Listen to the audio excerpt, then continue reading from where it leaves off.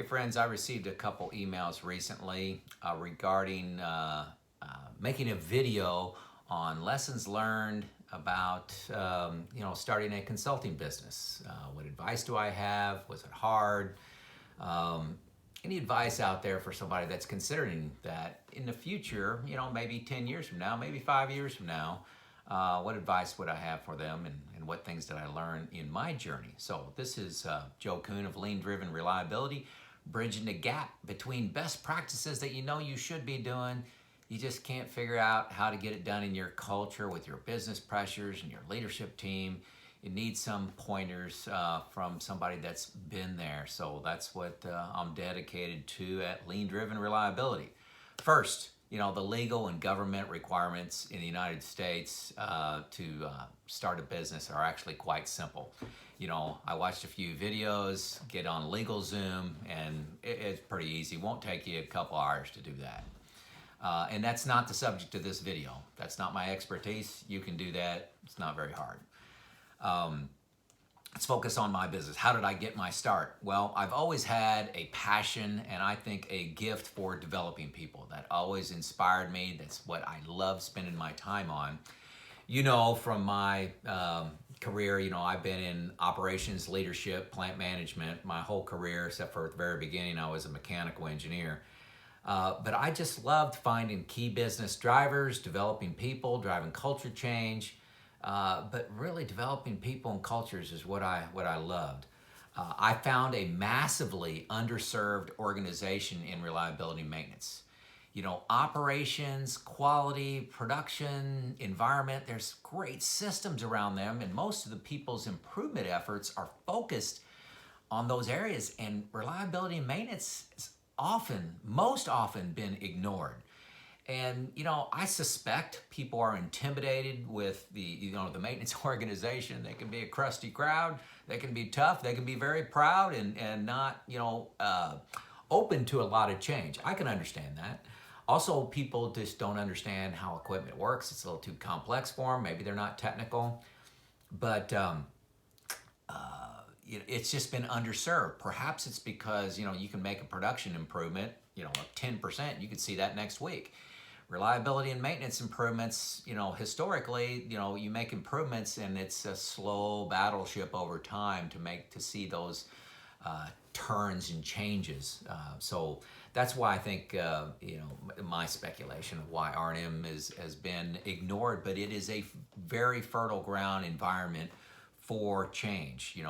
In my plant manager assignments, I've always found it to be one of the key business levers, the top 2 or 3 business levers, because of this avoidance people have had in the past of trying to make improvements there.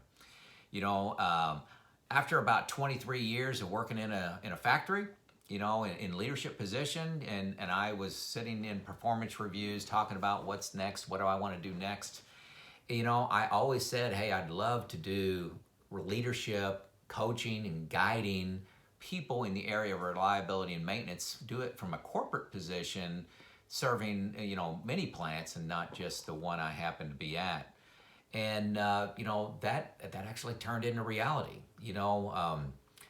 In 2014, I was assigned a global director of reliability. And so, my first piece of advice is, see if you can find the consulting role that you're looking for, that you see yourself doing in a few years. See if you can do that in your own company that you're working at right now, where you can get paid to develop your procedures and processes and what works and fail a few times, where it's not, your own personal failure and your livelihood failing. So that's advice number 1. Advice number 2, I mentioned this earlier, but, find a massively underserved group of people, and like I said, R&M I thought was massively underserved and ripe for leadership, innovation, new techniques, R&M, okay? So find that unique, underserved group and provide them a service. And advice, the other piece of advice I have was, try to take on that role in your current assignment. Some people call it a side hustle. Maybe you can't do it at your current job, But on the weekends and nights, maybe you can do some part-time consulting and learn some lessons and failures along the way where it's not so impactful on your livelihood. So those are two pieces of advice. You know, an example of this, the very simple one, Apollo root cause. You know, so get yourself very skilled in Apollo root cause at your current company. Do that around at different locations or at your current location. And then when you decide to quit your job and go into private practice, have your own consulting business, you can do Apollo root cause, okay? That's a real skill, being a facilitator after people have had serious safety incidents, environmental incidents, they got productivity, business interruption, things like that. They like to hire somebody from the outside. Get yourself a reputation for doing that, hone your skills and your inside. That's kind of an example. So advice number 3, what are you going to do to establish credibility? You know, so using this Apollo root cause example, you know, if you've done this 20 times at 20 different locations, that can be your hallmark. That can be your brand. Is I've done this at 20 different locations involving, you know, $4 billion in business interruption or something.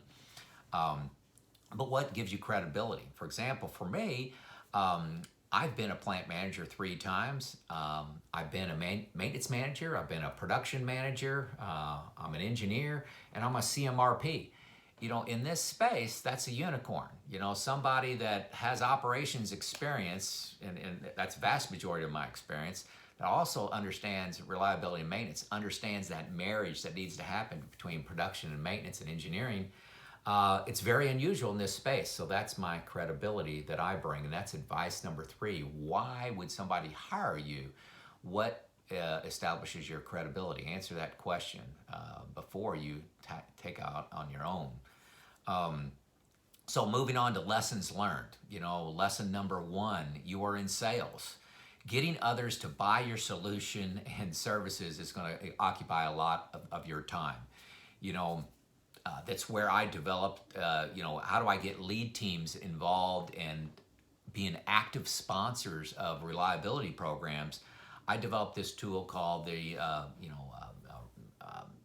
Leadership Kaizen, you know, and it's where I facilitate an experience with the plant leadership and go out and they see the waste in their plant, and then we reflect on that waste and then eventually develop solutions for the waste that's in their plant.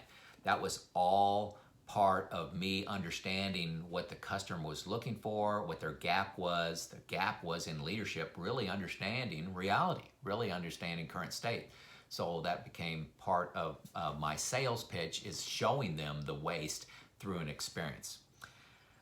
Lesson number 2, most plants have very similar problems. Everybody thinks they're unique, but what's unique about them is their culture and their business case. You know, they have certain business problems that they're trying to solve, which tend to be unique. But, you know, everybody has problems with wrench time. Everybody has problems with troubleshooting. Everybody has problems with problem solving, things like that. They're all similar. They need all these best practices, but what order to put the best practices in and the countermeasures for their culture all are unique. And that's why one size won't fit all. But the problems are similar. So a little complex there. You know, for example, you know, I think everybody needs a kidder stager position. Okay, that means if you've got 20 craft people, you need somebody building up kits with full parts and with all the tools, checking them all out and delivering them to the work site. You can have a dramatic impact on your wrench time and efficiencies of the crew, what they can get done in a planned fashion. They can get almost twice as much done pretty easily. Everybody needs that solution, I believe. But where that person comes from is going to be unique to your plant. Okay. Okay. Lesson number 3, you got to listen to the customer and solve their problems. Don't be a hammer looking for a nail. Don't just be saying, hey, first thing we do is planning and scheduling. We train people on that. We get in these systems on planning and scheduling with these processes. This is what everybody needs to do first. That may not solve the business case. That will not give you a short-term win at every plant, you know, but there are consultants that come in and say, cookie cutter, this is what you got to do in this order. I think that's wrong. You know, just as an example, some locations are not looking to reduce cost. They are okay with their cost going up. adding people, hiring people, as long as it turns into productivity improvements. And then there's other companies that want it, that, hey, the market is saturated. We need to reduce cost. We're in a commodity business. They're looking for something totally different. You got to listen to what they need. Lesson number 4, no problem is new. People have been trying at that plant, have been trying to solve that problem for years. Why are you different? This is the essence of lean-driven reliability. I'm trying to offer a solution where you can have rapid results, very little upfront investment, and you're still following best practices. And all this comes from intimate knowledge of current state. It's not one size fits all. You got to do these best practices, these 29 elements in this order. No, I'm going to come in, understand your current state, and laser focus actions towards your waste and to deliver results very fast, but still rooted in best practices. That's what makes me unique and is a different solution than customers have heard in the past. So that's lesson number 4. Lesson number 5, hey folks, you're going to spend at least 50% of your time looking for clients. 50% of your time. A lot of people grossly underestimate this. They say, hey, I could just, work 1 week a month, charge this rate, and I can make, my what I'm currently making by working 1 week a month. Isn't that great? Well, you're going to spend a lot of time in those off weeks looking for clients, okay? And that's going to be probably 100% of your time for the first 3 to 6 months. All this is unpaid, okay? So seeking clients is going to be a big part of your job. If you don't like selling and seeking clients, consulting is going to be a tough road for you. Lesson number 6, and this is kind of related to number 5, you're going to spend several hours at home when you're not at a client site, preparing presentations, giving summary reports, doing admin work associated with expenses, logging things for your personal taxes, sending invoices, phone calls with the clients. They're going to, hey, can I talk 15 minutes on this, half an hour on this? There's a lot of things that go on in those weeks that you're not at a client. That's all unpaid, all unpaid. So that comes with to my advice number 4.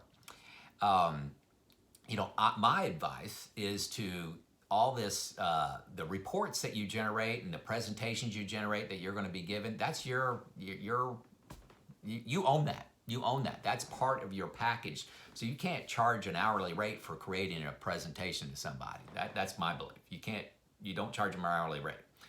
I also, in my guide package, and that is basically if I'm coming back once a month to your plant, every month I'm coming back, inside of that guide package, I let you have free phone calls, and it's like 4 phone calls that's coordinated between us.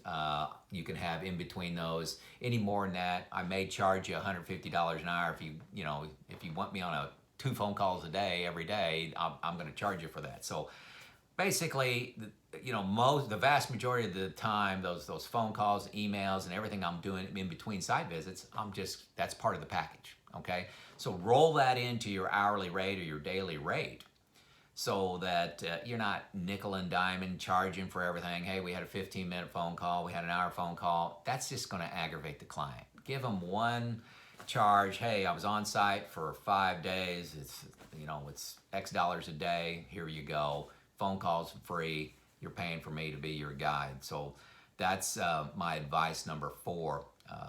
Is there's some things you're going to spend time on in between being on site.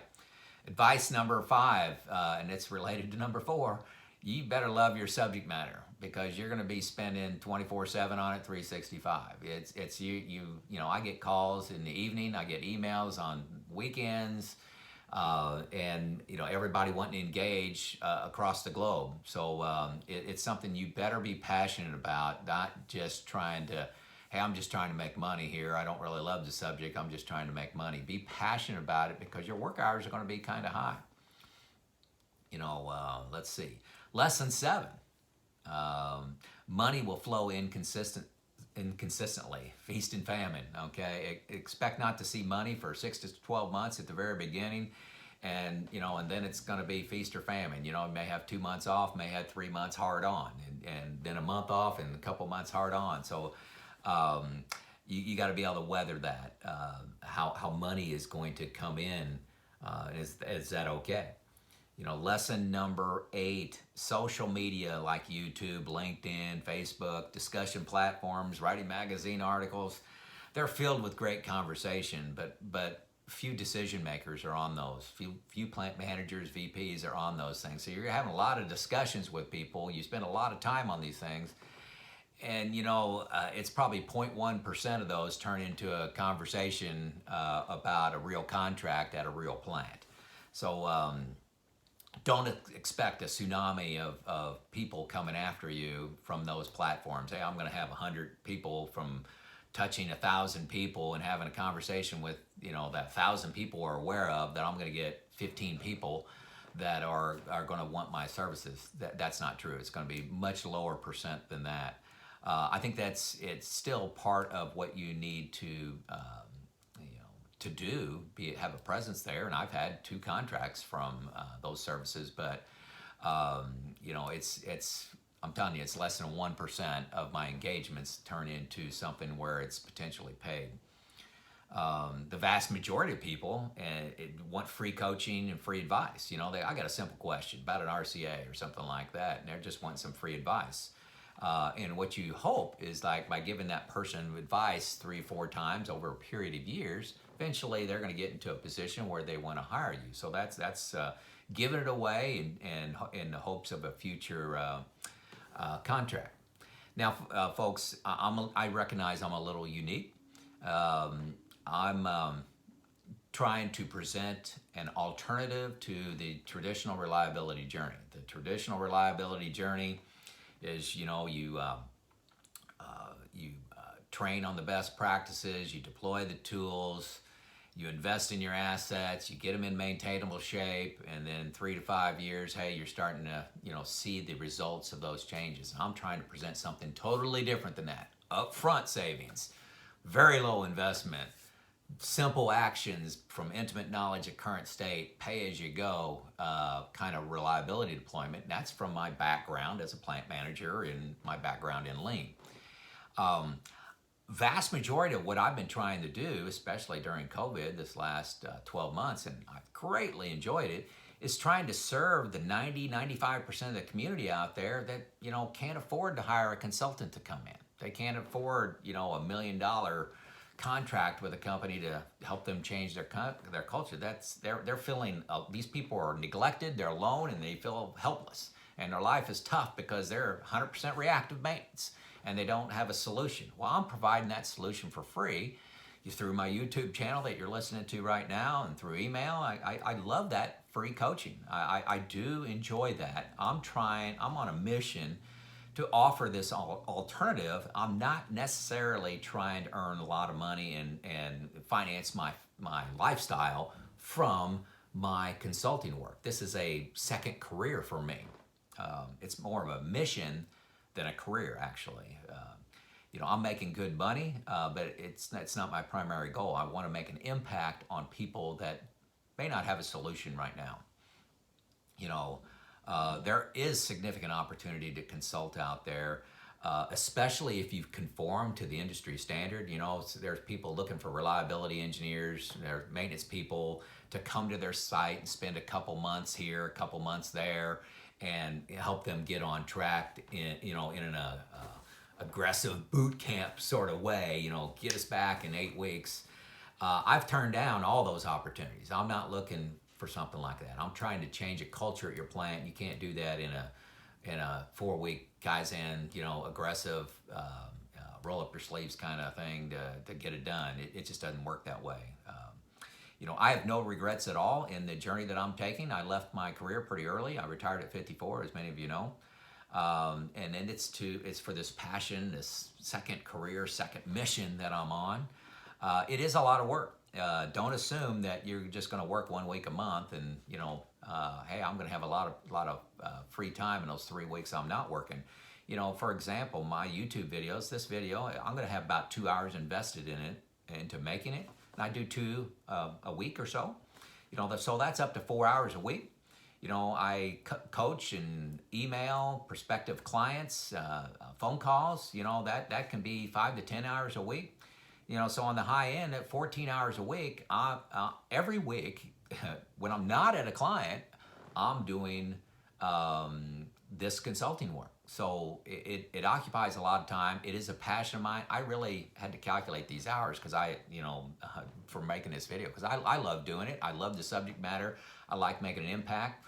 Just today, for an example, I got an email from a guy from Turkey just thanking me for making these videos. He was able to get a maintenance manager promotion, and he credited my videos for helping him articulate his vision and his actions to attain that vision. He just thanked me for doing that. All for free. I didn't even know the guy until he's told me thanks.